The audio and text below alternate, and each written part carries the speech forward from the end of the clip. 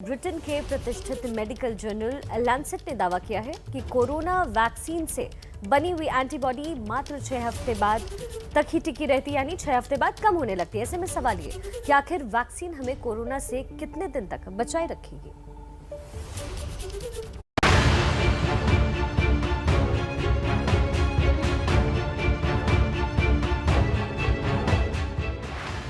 एक तरफ दुनिया भर में जल्द से जल्द हर किसी को वैक्सीन देने की कोशिश जारी है, मगर इसी बीच ब्रिटेन में यूनिवर्सिटी कॉलेज लंदन के इंस्टीट्यूट ऑफ हेल्थ इंफॉर्मेटिक्स की रिसर्च में चौंकाने वाले नतीजे सामने आए हैं। यहाँ वैज्ञानिकों ने दावा किया है कि वैक्सीन लगवाने के सिर्फ 10 हफ्ते बाद वैक्सीन से कोरोना के खिलाफ बनने वाली एंटीबॉडी कम होने लगती है। क्या ऐसा सभी वैक्सीन के साथ हो रहा है? क्या एंटीबॉडी कम होने के हालात में बूस्टर डोज जल्द लेने की जरूरत पड़ेगी? यूनिवर्सिटी कॉलेज लंदन की टीम ने 50 से 70 साल के 605 वैक्सीनेटेड लोगों के वायरस वॉच स्टडी जांच की। जांच में पाया कि फाइजर और एस्ट्राजेनेका यानी कोविशील्ड की वैक्सीन से बनी एंटीबॉडी 6 हफ्ते बाद कम होने लगती है। फाइजर की वैक्सीन ने कोविशील्ड के मुकाबले अधिक एंटीबॉडी बनाई।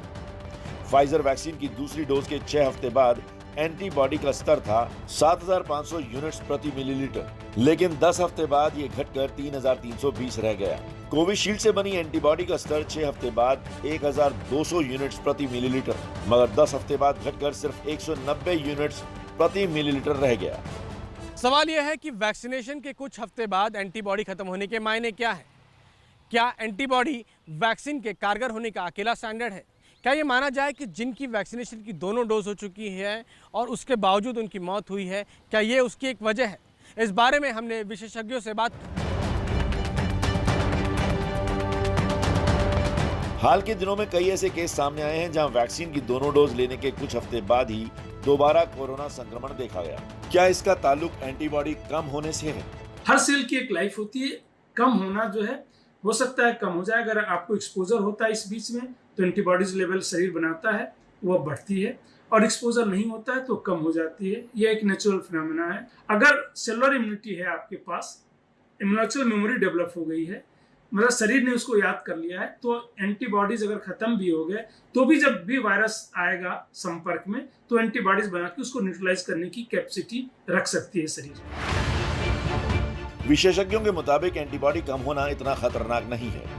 जिन लोगों को दोनों टीकों के बावजूद संक्रमण हुआ, उनमें से ज्यादातर को अस्पताल नहीं जाना पड़ा। एंटीबॉडी का स्तर घटना जरूरी पहलू तो है ही, लेकिन इम्यून सिस्टम के पास संक्रमण से लड़ने के और भी तरीके हैं।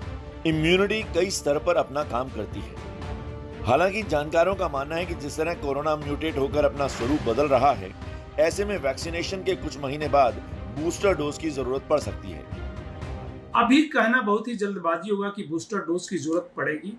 अभी थोड़े से एविडेंसेस जनरेट हुए हैं और एविडेंस आने के बाद और बूस्टर डोज पे रियली फायदा है उसको डिमॉन्स्ट्रेट करने के बाद ही बूस्टर डोज देना चाहिए। इसलिए कि सिर्फ वैक्सीन लगाना है, इस पर्पज से बूस्टर डोज को प्रमोट नहीं करना चाहिए अनटिल अनलेस सफिशिएंट एविडेंस न हो जाए कि ये बूस्टर जो है रियली जो है डिजीज को भी रोकने में सक्षम होगा।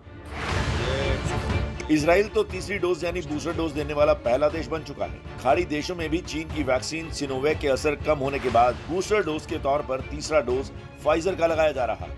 एंटीबॉडी कम होने का खतरा तो है, लेकिन अभी इसके कम होने से कोई सीधे नुकसान पता नहीं चले हैं। भारत में पहला लक्ष्य पूरी आबादी को दोनों टीके लगाने का है और उसके बाद ही शायद बूस्टर डोज की बारी आए। इसलिए वैक्सीन जरूर लगाएं और मास्क जरूर पहनें।